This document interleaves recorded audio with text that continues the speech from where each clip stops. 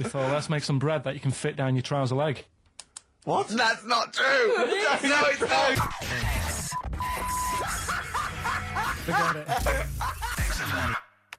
XFM 104.9. It's the Ricky Gervais Show. With Steve Merchant. I feel a bit hungover today, actually. Do you? Yeah. What's happening? What were you partying last night, were you? Well, not partying. We just went out for a couple of drinks, then had a meal, and then went to the Borderline and saw about. I'll tell you about that. It's good. You saw a band? That's the first time in years, isn't it? It is, yeah. Yeah, because do you know John Sim, the actor? Not really. He's in this band, right, called Magic Alex, and it was really good. They're sort of like a friendly Oasis. They got, it's quite mank sort of feel, but it's really good. Good songs and everything. Is he the singer? Yeah, no, he's the guitarist. Nice, cool. But it was full of actors because and I felt quite tall. That's ludicrous, because you're a very short man. Well, I am. I'm sort of, I was average, but now I'm not, I don't think. 5'8", that's what. But there, I was like it was like Lilliput.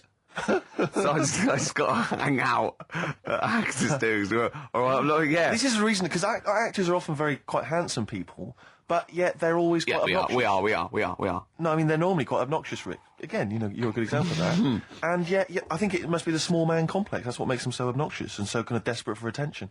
Didn't realise it before. Steady on. Because, of course, I tower above everyone. You do, don't you? I'm, for people who don't know, who are listening, I'm 6'7" tall.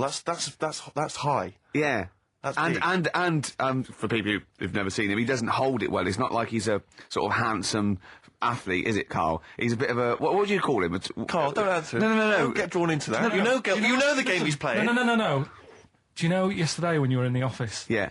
You did a little move, and it reminded me of Blakey. Oh, I hate you, Gervais. Oh, I hate you, Pilkington. That's the stance. Yeah, but even he held it a little bit better, didn't he? Because he was a man, he had a big coat and everything, and a peak cap. But, yeah. I can't believe you. Like, I've not suffered enough from being freakishly tall. Now, two of my best buddies, live on radio, are just... It's not just the height, though, is it? It's the posture and the face and everything. But it's got your places, hasn't it? No? What do you mean it's got me places? I think people give you a bit more of a chance in your career and stuff, 'cause it's like... What, yeah, stacking shelves? Because I can reach to a high level.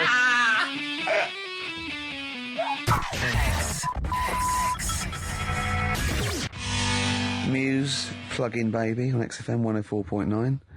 Rick, Gervais, go on. Well, yeah, but I know you guys are laughing about the height thing, and for those that have only just tuned in, I am 6'7" tall, which is tall and that's big, and I pride myself on it in a way. I've worked hard, I've not smoked, I ate well, Yeah. It's an accomplishment, but obviously I didn't have much involvement in it. I just am, and it's a curse because mainly the problem is that you can't get stuff, you can't get clothes, you can't get shoes. Yeah, he's size 14 feet. Yeah, but it is genuine, and I don't know. I mean, it costs a lot to buy a pair of size 14 shoes, and if you were genuinely poor, I don't know how you'd afford to be tall, because the clothing costs more, everything costs more. I've seen this in comics that you'd actually go to school in a barrel, wearing a barrel with just braces. It'd just be a barrel, and you'd have sort of flip flops, and you'd take a mule with you. They all had a mule, didn't they? The poor people always think you'll be in a pub or something, and people just think they can talk to you about it. They just think, hey, oh, you're lanky, It's just like, because it's like they. But that really annoys you, doesn't it? Well, it annoys me because it's like they think I should be proud of it. Like, well, exactly, but they don't think this is not a disadvantage. This is not a disability, is it? You're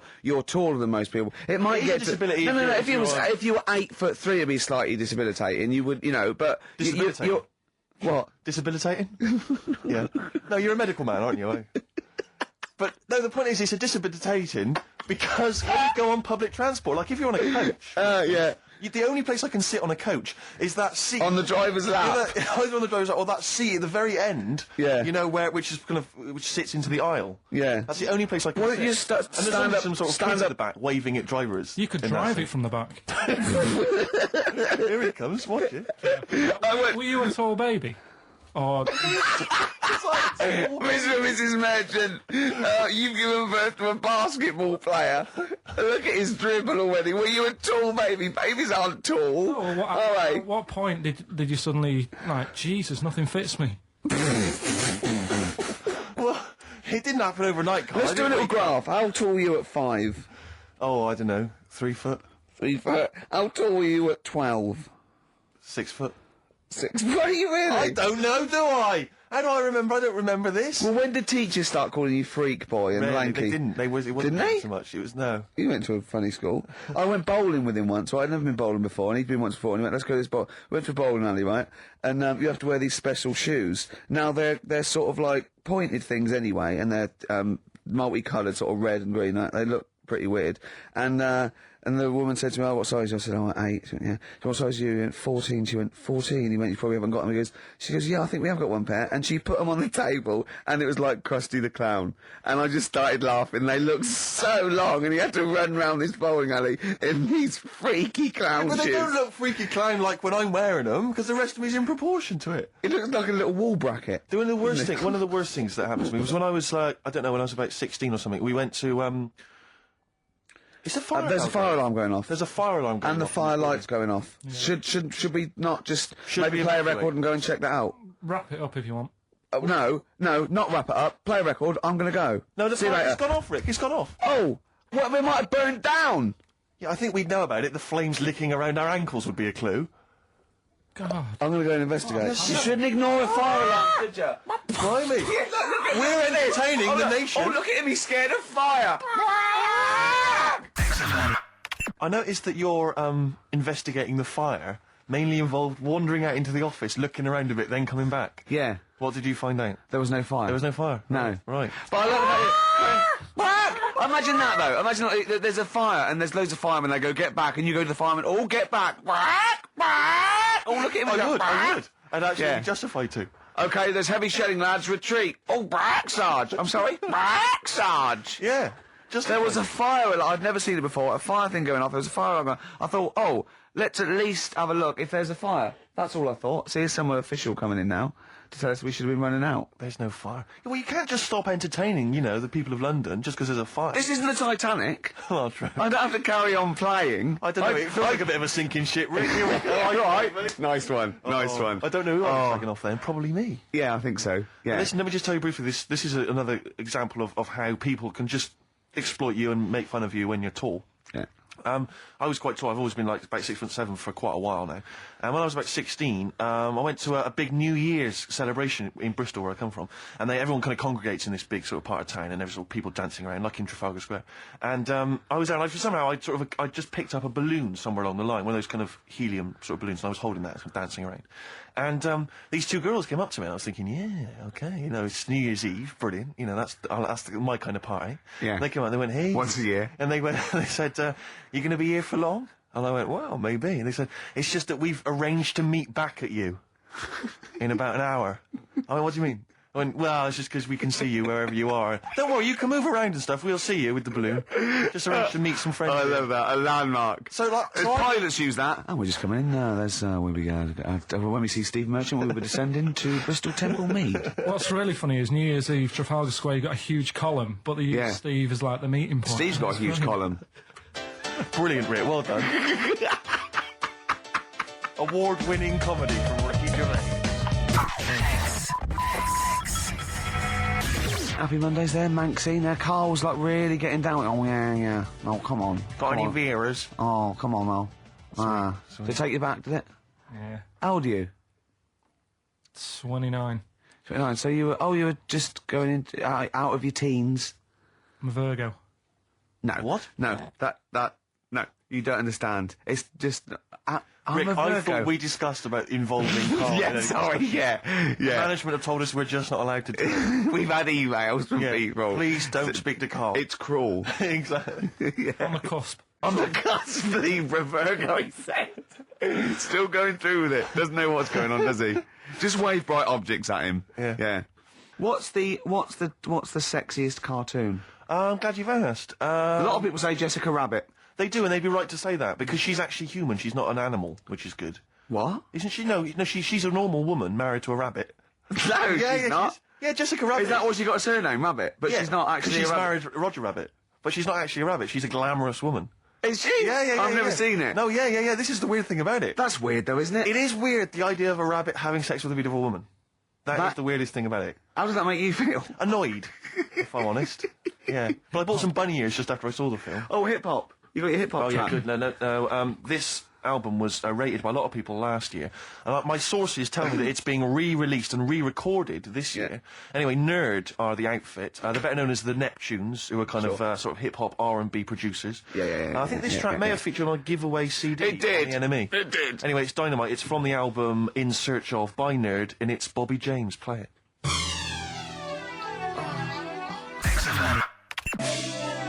Nerd from the album In Search Of, and that's Bobby James. Brilliant. It's great. It's really big. It reminds me a little bit of Warren G. That chorus. Sure. Yeah. During that track, I'm chilling out. I'm loving it, aren't I? Carl goes, "Do you know how baguettes came about?" Do you know how baguettes come about? I went, "Go on," and Steve went, "No, save it." Wait a minute, though. I'm thinking, Rick, people are going to be desperate to know the answer to that. Why don't we play some ads and some music and stuff? It's like a cliffhanger. Exactly. How did baguettes come about? Whatever he says is going to be good. Stay isn't tuned to XFM to find out. Now, most people think we talk rubbish on air. Yep. If they could hear the conversations Off that air. go on, I know. Carl went, "Yeah, but the sun's only got 1,000,000 years, isn't it?" I went, "What?" He went, "On that space program, it said that in 1,000,000 years the sun will be destroyed," and he said, "And then we're all shafted." Right? I laughed. Steve went, "No, it's okay. By then we'll be on another planet." No, I think that's true. We'll have colonised other Right? planets. Carl went, "Yeah, but there'd be no sun." Steve went, "Well, there's other suns," which is true. Carl went, "Well," I went, "Well, yeah, every star is a sun." Carl went, "Well, not really." Not really. You don't believe that, do you? And I went, "No, it is. The sun is just a star. It's not even a particularly big star." Carl went, "Well, why didn't they say that instead of worrying me?" Instead of worrying me. In 1,000,000 years' time. Yeah. I love that Carl, he's been preserved, brought back to life, and is now the ruler of the world. Just a head in a fish tank. And he speaks like this. "I am Pilkington." The reason you became king of the universe, of course, is because of your fascinating French bread anecdote. Oh, yeah. Yeah, come on the then. story? How did baguettes come about? If this is going to be someone cooked a loaf a bit wrong and said, "I can still make a sandwich out of it," I'm going to hit you. that it? No. Go on then. Right. Napoleon, when he was at war and that with Russia, 1812, yeah. yeah, all his soldiers were like, not used to the cold weather and that. So they said, take some clothes in your bag with you because it's going to be Chilly. nippy out there. So they put all the clothes in the bag. Sure. They were told. It's Napoleon, for Christ's sake. No room for any food. No, You're joking. So Couldn't they make some sort of like sandwich? no, it wouldn't fit because of all the clothes. You had to take extra gear. Sure. for them. So anyway, he said, I can see where this is going. I'll be honest. Is there a baguette-shaped gap left in their holdall? They thought, let's make some bread that you can fit down your trouser leg. What? That's not true! No, it's not, I Carl! read it in Euston train station. I was waiting to go back to Manchester. Where did you read What, these? scrawled on the wall in graffiti? Yeah. Do you know the Was it also "Meet me here for cock fun" at 12 o'clock? The upper crust sandwich shop, Euston station. It's on the wall. What do you mean it's on the wall? Do you know how it says, like, sail on at Dixon's, whatever? Yeah. Next to that, there was, like, a bit of information. Once you've read the stuff on Dixon's... Baguette information. There was a big thing about the history of the baguette. I read it and I thought, No, we got to make a sandwich we can spit down our trouser leg. But how can you march and fight with a huge piece of bread down your track? Although it would be intimidating. You see them coming, you go, "Sacre bleu, look at the size of them. They're big fellas." Well, Blimey. I can't help but feel that could be a practical joke at your expense. yeah. wouldn't do that. Well, the Earl of Do you Sandwich... ever question anything you read? If it's printed up, is that, Yeah. like, fact for you then? Well, it's not funny. I mean, if they were trying to be funny, it's like... It's not, is it? So it's information. Have you heard us? Things sometimes want to be funny when they're not. That's exactly what happened with the sandwich. The Earl of Sandwich wanted something he could fit down his pants. And it was those triangle cut sandwiches wrapped in cling film were perfect. You might be right. You might be right. I am. Because the Cornish pasty, so they could drop it down the mines, isn't it? Is it? They wrapped it up they wrapped up like meat and vegetables in pastry, and they sort of crimped it, and it was like and they dropped it down the mine. So, yeah, that's how that came about. And bagels were originally made so that people could play hoopla, but then eat afterwards. I don't know if you're aware of that. That is true, Carl. Well, anyway, Call my bluff. Is that true? yeah, They're all true. They're all true. Yeah. Tell your kids that when you have them. Yeah. You know, if they're still alive in 1,000,000 years. Well, it might be true. Can someone confirm that baguette fact that it was so Napoleon could stick it down Not him. his trousers. Not him, his soldiers. His men. Yeah. Fascinating information. Fascinating bread information, Carl. Well, we've had lots of emails. People, obviously, we inflamed and provoked Well, actually, I about have to say, the Rick- Cornish pasty. I've got a couple of amendments to that. The crusty bit, is actually as a handle, because obviously the miners had dirty hands, and they'd eat all the stuff in the pasty, and they'd be left with this sort of crust, and they could throw that away. Also, someone told us that at one end was an apple, so you have a little sweet as well. No dessert.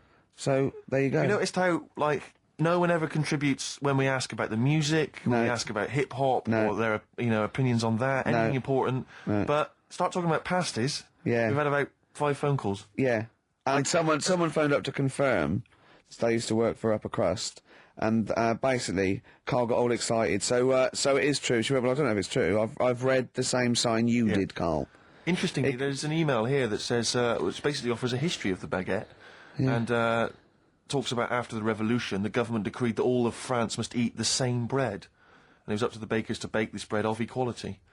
And then Napoleon kind of made sure it was a particular, he kind of set in Obviously on the bread you can eat anything you find in the garden, frogs, snails, bits of horse, But squid. the interesting thing is, Rick, that there's no mention of sticking it down your trousers whilst going to war. The French have tried to keep that secret for over 100 It years, was only Steve. the upper crust people. Yeah, nearly 200 years, that is a top secret. Somehow Euston Station Upper Crust got hold of a document, left behind in an old sea chest, possibly Napoleon's, could have been Josephine's. Unfortunately, jotted it down. He's kicking himself now. Oh, Secretary, I cannot believe I left a note. If he talked like that. He did. He did that, yeah, he talked English, but in a very funny French accent. Do you remember, there was one thing that, talking about funny French accents, you remember Allo Allo? Yeah. Remember, it was on about 5 o'clock in the afternoon, but they still made, because it was a funny Frenchman, it was that English guy who was posing as a French police officer. It's very complicated He would plot. often walk by, and I remember there was one where he said, I was pissing by the door when I heard a shit. Oh, yeah. Now, that's- passing I'm allowed by to the say door. that. I'm allowed to say Passing that. by the door when I heard a shot. That's what he's saying. I'm Yeah. allowed to say that at 2 o'clock because I'm just saying, I'm talking in a French accent. Yeah. I was pissing by the door when I heard a shit. Yeah. That's fine, Yeah. because I'm speaking French, Carl. Do you know understand? what I mean? That's the rule. Do you know why people tink the glasses before they have a drink? Why they tink, the verb to tink. I do know that, Carl. Is it about poison? It is. Here we are. What, would it make a different noise? Oh, Brilliant. Go on, explain Why? it. you Carl. explain it, Steve. No, don't, Steve. You explain it, Carl. Go on. Oh, I've you- started, so I'll finish. Come on, Carl. Explain why they tink the glasses. Ages ago, Yeah. only people with money had drinking or something. That's like one of my film reviews. Years ago. Welcome to History Now. Now, ages ago, only people with money had drinking or something. Keep going, Carl. Keep going. Like spirit and stuff. So they'd it's like businessmen with It's easy for you to say. This is getting to be cruel, isn't it? This is amazing. Yeah, go on. Why Go did on. you open your mouth, Carl? What were you hoping was the best that could happen? because you were trying to make me look stupid before with the planet. So Whereas you know... Yeah, go on, no, come on. Businessmen with money, I've got to drink and ching.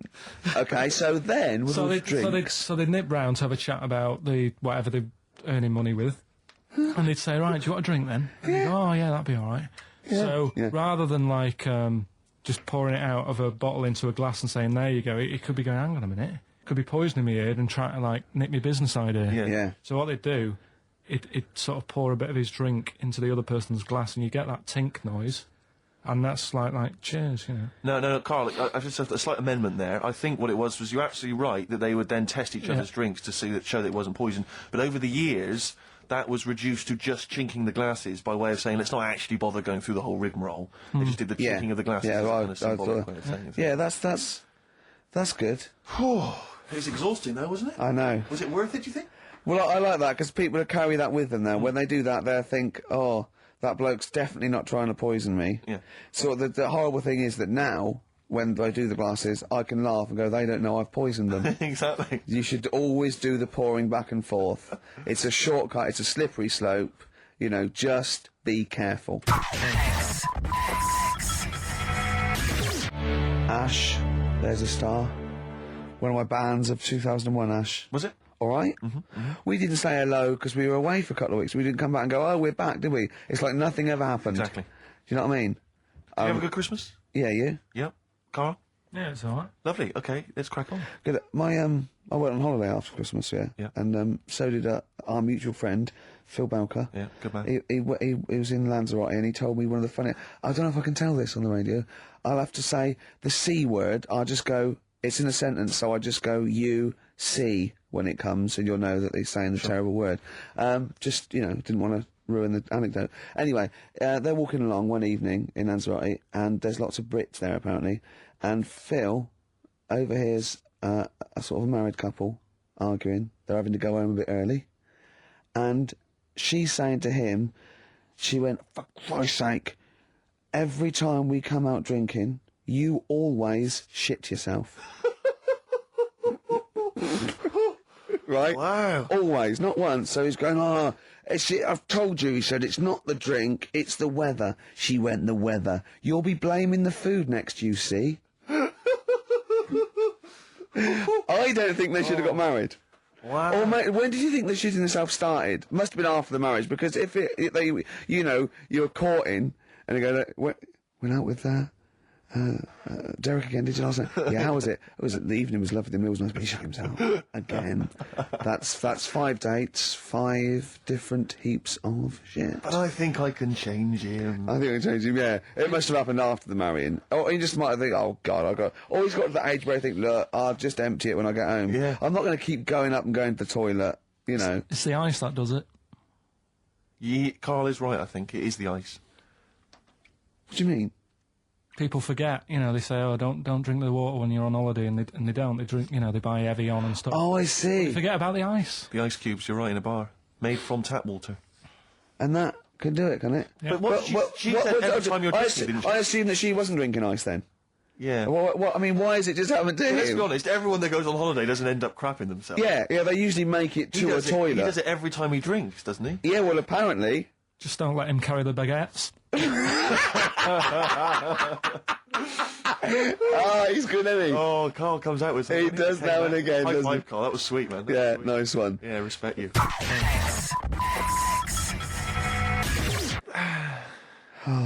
Here we are, then. Let's just take a moment to think about what we've done, Yeah, well, it's been good. We've enjoyed it's ourselves an so hour and 20 minutes. We've talked about shitting yourself. We talked about pasties. We've done pasties. A number of pastries, actually. We did never got the. We should go in a competition. Who's the tastiest cartoon ever? Well, actually, I threw someone up did She contribute. Terror. I threw up Jessica Rabbit. I've had some people contribute here on Go the on. email. We've got someone here, Dom, has emailed us. He's told us that, for him, Daphne from Scooby-Doo. Yeah, Always popular choice. And obviously, this is one I've never quite understood. Wilma from the Flintstones. I've actually always felt that Wilma. I don't know. I just thought she was a bit. No, not a bit Wilma. homely. Betty, surely. Yeah, Betty. Well, this is what I mean. Wilma. I mean, yeah, Betty, surely, but Wilma. No, I mean, it's she's just quite like- homely.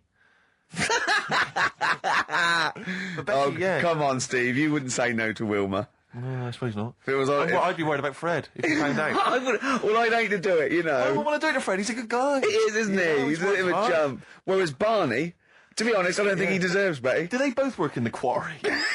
Because, I mean, let's be honest, Fred, not a smart man. I mean, he obviously didn't come out of rock school with anything other than a couple of basic O-levels. I know, but he's a hard-working, sound sort of But guy. they got a big house, they got like a TV, they got that bird thing. Yeah. They I mean, I be honest, if I was Fred, I would be a little bit disappointed that my kid does nothing, whereas Barney's can lift up sort of tall buildings. Sure. Bam, bam. He's a very strong, I mean, interestingly, someone's mentioned Daphne from Scooby-Doo, and but I've always had a soft spot for Velma. Velma. Because Velma was no. glasses. I mean, I'd have She's had clever. Can I tell you what would have happened if I was in that environment? I was maybe on the... Your glasses would have got tangled up. I'd have always had I'd always been making a play for Daphne, right? And Velma would have fancied me, but I'd have always ignored it because I was playing for Daphne. And then when I finally realised it was never going to happen with Daphne, I'd have blown it with Velma. Maybe not, though. Maybe not. Sometimes those, they might, appreciate honesty. Go, listen, I've been hitting on the good-looking one. Yeah. Oi, Four Eyes. Yeah. Do you fancy it, Chubbs? Exactly. Something like that. Just being honest is what you're saying. Well, yeah. I'm wondering, I don't mean to be libelous, but Velma, she was quite short, the glasses, the short hair. Lesbian? Hung around with the dog and Lesbian? the bloke. I'm beginning to wonder if she was... Maybe. I was like, see, unfortunately, I said lesbian there, and you still carried on with your assessment of what it is to be a lesbian. It's bad enough doing the cliches of having short hair, but you said the dog. Yeah, well, she hangs around with a dog. So do lesbians do that? Well, have you seen some lesbians? They're right dogs. Good night. You see what I've done there? You know what I've done there, Rick? Comedy award winning. Oh, God. Rick, we've got a couple of emails in here, and they're saying they enjoyed your performance over the Christmas period on a programme called 100 Greatest TV Moments. Yeah. Did you do an interview or something? What was the deal? I didn't see this. Yeah, the Office was in there, wasn't it? And I was interviewed for it. But what are they talking about? They enjoyed your performance. Come on, tell me You what know, do you? No, I don't. It's the thing that I did on Razzmatazz. Oh, is this where they found a clip or something? Yeah. No, I was in a band and we had one single out or something, and I did one TV appearance when I was about, oh God, and they showed a bit of it, about 7 seconds, me on Razzmatazz. Oh God. Razzmatazz, for those that don't remember, was like a kind of, I suppose, what was it, like a kind of CD UK of its time? Yeah, exactly, yeah. And, oh God. And it was of the time, sort of new romantic. And they showed a clip of this? I looked about 10 and about 5 stone with hair and makeup and girly clothes. My sister actually said I looked like Posh Spice. Brilliant. There's a funny story about that, right? Because we were rushed and we had to do this thing, and oh God, and we were meant to take a flight to Newcastle.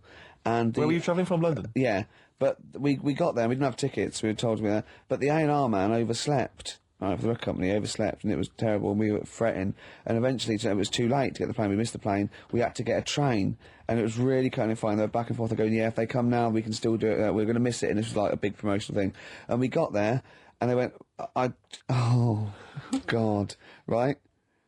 And I had this sort of like jumpsuit I was wearing that I'd cut off, put that on backwards. A jumpsuit? Yeah, Brilliant. I know. Is this what was bad. on the clip? Yeah. I had that on back to front, and there was no time, and I think I even mimed wrong at one point, and it was awful. But the funny story is this, that when we were there, we didn't have our tickets. This was at the airport? We bumped into Bucks Fizz.